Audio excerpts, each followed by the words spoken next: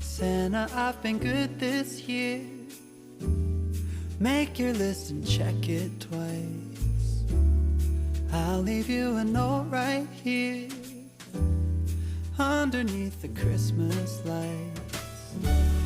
Carols and bells, none of them help. I still feel blue. I just wanna fall in love this Christmas.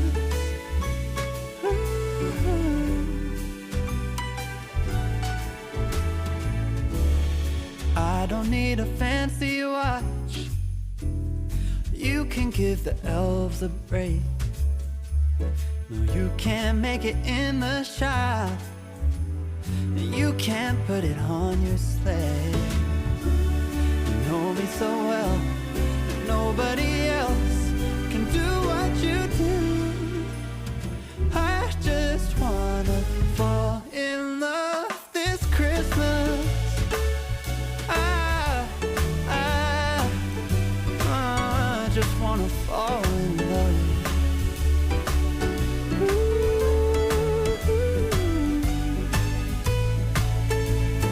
Save the wrapping paper, your ribbon and bow. I don't need that extra stuff. Oh, I just wanna fall in love. Santa, I've been good this year. Make your list and check it twice. I'll leave you a note right here underneath the Christmas lights. You know me so well, and nobody else can do what you do. I just wanna fall in love this Christmas. I just wanna fall in love. Fall in love.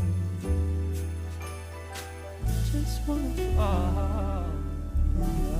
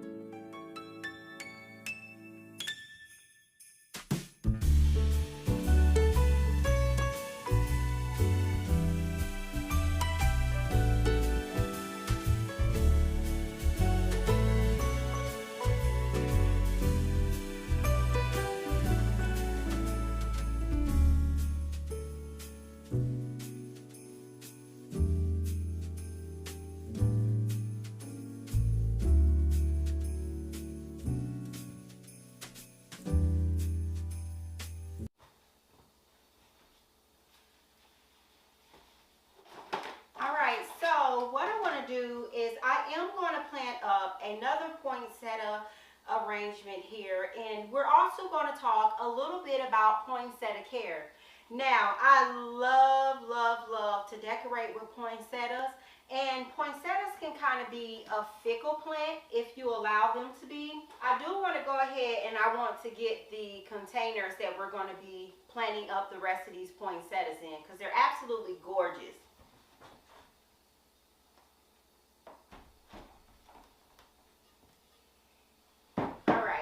So container number 1, we have this beautiful concrete pot, and then we have this metal pot as well, both in the colors of gray. So we're going to go ahead and we're going to plant these up, but I do need to get a coffee filter.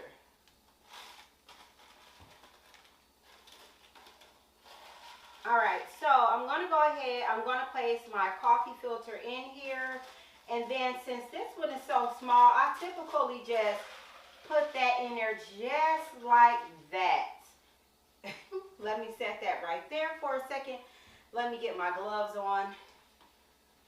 Very rarely do I do containers without having gloves on, because I kind of like for my hands not to look all, you know, but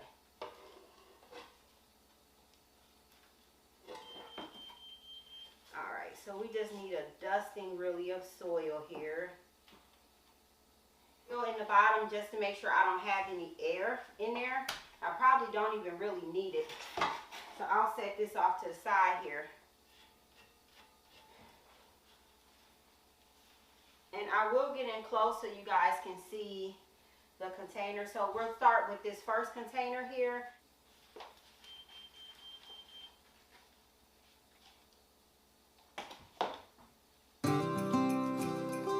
So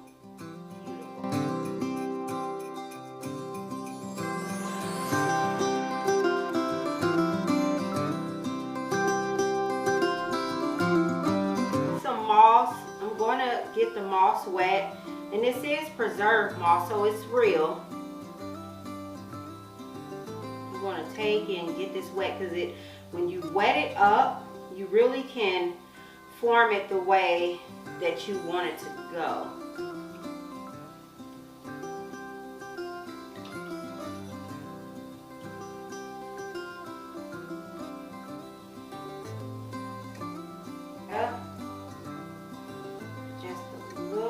Just to kind of lift those leaves up, just in case you got that nosy person that comes over and they want to, you know, try to see, is your poinsettia real or is it fake? Okay, that looks a lot better, because it's not as tall as it was at first. At first it was really, really tall, and I only want like a dusting of it. This is actually really perfect the way that this is. I am going to put a little bit of moss. Actually, I'm not. This is perfect. I have created an area where I can go in, and when I'm watering my poinsettias, then they have a way to actually be watered without me disrupting or making a big mess. Now the moss is curved, so sometimes when you have moss that's curved, it can kind of direct the water away from where you want it to go. Let's talk a little bit about poinsettia care. Now when you first buy them, I like to try to make sure that my bracts are colored up nice and good in the store. And if your bracts are not completely colored the way that you want them to be, but you want to go ahead and bring them home, you can actually continue to get that deep color that you want by using a box. Basically just place the box over the poinsettia from, I would say, probably about to like 5 o'clock in the afternoon, and then at like 7 o'clock in the morning I would probably take the box off, and then you will see that you're getting a better presentation with your colors. And that's if you're one of those ones who really just focus big on color. But typically, I like to make sure I get the best selection when they put the poinsettias out, so that way I can pick which ones look good and bring the best selection home. When you're bringing your poinsettias home, you want to try to make sure that your outside temperatures are above 50 degrees Fahrenheit. And the reason why you want to do that is because poinsettias really don't like the cold. So if you're purchasing your poinsettias and your temperatures are way below that, don't fret. Go ahead, buy the poinsettia, ask for it to get wrapped. But if you're buying it from like a Lowe's or a Home Depot and not your local garden center, what I would do is I would take 2 paper bags and I would create a box. I would put one up underneath and put one on the top. And if that still does not work, then I would take just, if they don't have any of those, then I would kind of just take some bags, put the bags over them, put them into the car, and then you want to go ahead and get them home. Your temperature in your home should stay between 60 and 70 degrees. You also want to make sure you keep your poinsettias away from any cold drafts. So I would try to keep them away from being directly from a window, especially if it's a window that likes to let that cold air through. And you also want to make sure you keep your poinsettias away from your air vents as well. So no air vents, no doorways, and no drafty windows. Light exposure. Keep my poinsettias in a bright room. Sun exposure really doesn't matter. So it doesn't necessarily have to be in an east, west, south, north facing window. None of that matters. Actually, you can have your poinsettia like 5 to 6 feet away from the window and it still will not affect it. Sun exposure really does not play a part in keeping your poinsettia happy. You want to make sure you have well-draining soil. If your house is one of those houses that stays more on the dry side in the wintertime because of your heating situation, what you want to do is you want to go ahead and create a humidity tray. Very simple, very easy to create. Just take a saucer, you want to place some pebbles in there and put some water there, and then that way that'll wick up some moisture. That way you'll keep your poinsettia happy. Humidity really is not a problem with poinsettias. They actually do very well. They just don't like it on the dry side. Then as far as your fertilizer, don't worry about fertilizing your poinsettia. You typically fertilize your poinsettia when they come out of dormancy. So that'll be more so towards the spring. So for me, I feel like poinsettia is a very easy house plant.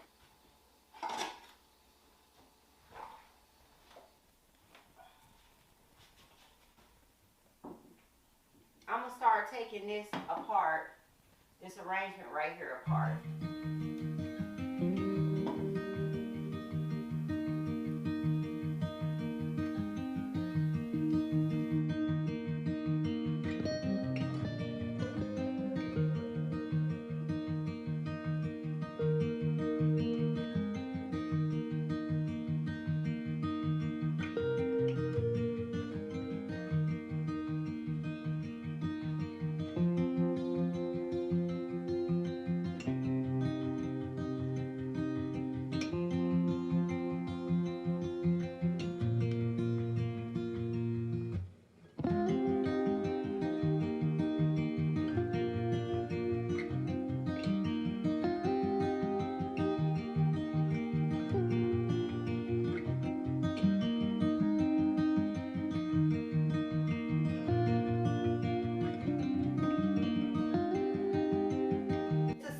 This arrangement for a couple different reasons. One, I left this arrangement in place until I seen that some of the plants were becoming unhappy. All of the plants were basically doing fine. The cyclamen, which from the beginning, the cyclamen was showing a little bit of yellowing from the time we actually planted them up. Cyclamen we're going to keep. I have one that I have to admit to the plant ICU.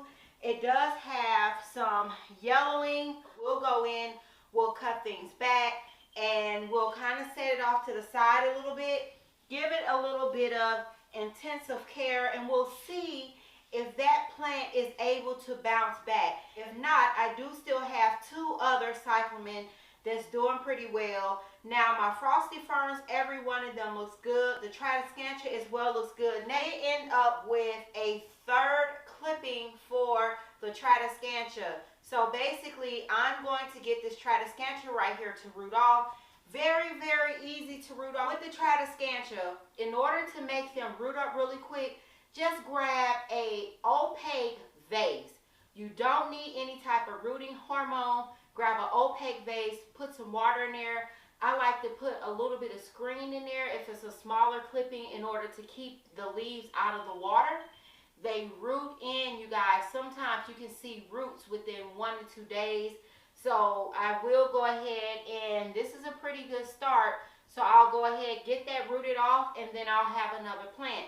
And that's one of the things that I look for. When I plant up different arrangements and things, I am looking for those wonderful treasures. Can I end up taking this plant and splitting this plant into 3? Can I split it into 4? And that way it's going to save me money at the back end. You're starting to get into arranging plants and different things like that, especially indoor arrangements. A lot of the indoor arrangements, a lot of these plants like these calla lilies, I'm going to actually be able to get these calla lilies to bloom back out for me. If I can't get them to bloom back out, then I'm going to be able to enjoy the foliage or foliage, depends on however you want to say it. Still going to help me in my arrangement. So instead of me having to buy so many different plants, you can come back in, you can use these again. The frosty ferns are perfect for using texture and your arrangements during the holiday seasons because it kind of gives you that missing evergreen effect in your arrangement. The Tradescantia, a beautiful house plant, and what I like to do with the Tradescantia is I just consistently multiply. When we have these cuttings, these clips that fall off, the little plant pieces, I like to go ahead and I like to get those rooted up really quick. And as far as the cyclamen will last you guys for so long, and then once they end up going dormant, you actually can take your cyclamen, store your cyclamen away, and bring them out and put them back into bloom the next year. Again, another way to save money. So that way, when you want to buy those big, beautiful concrete pieces, those big, beautiful fountains, you're able to do such because you're able to reuse the plants. Now, my angel plants here, I forgot about the purple passion angel plant. Absolutely gorgeous because I love the iridescent feel that the purple passion plants have. To me, when I look at the purple passion plants, just the foliage on them, to me, they absolutely just glow. When you disassemble your arrangements, indoor and outdoor, I want to know, do you go back in, do you use those plants? You guys leave those beautiful reactions and you're telling me how you feel about the video, whether or not you liked it or you disliked it. You guys, I really appreciate that because if you liked it, then it lets me know that you're liking the commentary, that you guys are liking the content that's being put out. You guys are liking the arrangement. And if you don't like it, it lets me look at what your comment is and it gives me something to think about and to improve my content for you guys. So I'm getting ready to get these babies potted up, and I cannot wait until my design studio is done because I have gotten more use out of this container because I've been going around and I've been changing out the different arrangements, the potted arrangements that's in my home. This is what I've been tugging from room to room, you guys. When I tell you it is a lot of work, but I do appreciate having it there versus just being able to go into my design studio, figure out what I'm going to do, grab my containers because they're so close, they're right there, they're on hand, and then I can go and just design, take whatever container, pick it up, and go and pop the arrangement in its place. Or I just did a beautiful arrangement for one of my wonderful friends. Honey, I planted it up, and you should have seen me. I had this cart right here, and then I had a box because her container was just crazy. I said, you know what, I should have recorded that. But I did her arrangement. It was very beautiful. It would be easy to replicate, but it was a lot of moving pieces in her arrangement that I did for her. So I had this, I had a box trying to get everything planted up, and then went in, clamped everything up, and then just getting it over. I'm like, you're going to have to come pick this arrangement up, have your husband come drive you over here because it is no way I'm going to be able to drive and keep this thing upright the way that it was. But it turned out nicely and it looks so beautiful, and it was stuffed to the brim with plants, just gorgeous. Woo, baby, that sun is in my face on the house. We are going to be going antiquing. We're going to head to at least 2 different antique stores because I'm looking for a tall like table to put inside of the sunroom, or aka also known as my greenhouse or makeshift greenhouse. So recently we just did a video where we brought out a beautiful concrete table and we reclaimed the space. Now I am starting to look for pieces to go in there. Now the way that I am when I look for pieces to go in my different rooms as well as my garden, I look and I look and I look.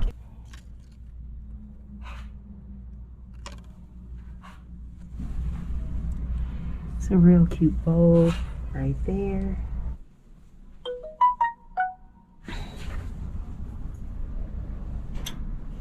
Okay, so blue and white plates here. Exactly what we're looking for, but not at $32 a piece because we're just using them literally for plants to sit on top of them. All right, so this table is $42.50.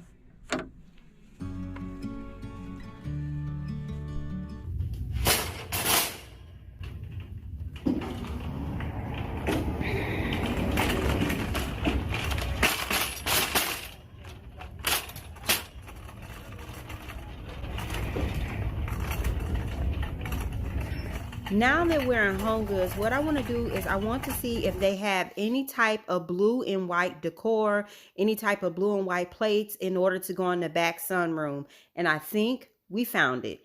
So this is the type of pattern that I'm looking for. Something like this. I love the gold accent. That's so me. But I want to see before I start picking stuff up how much of it I can accumulate.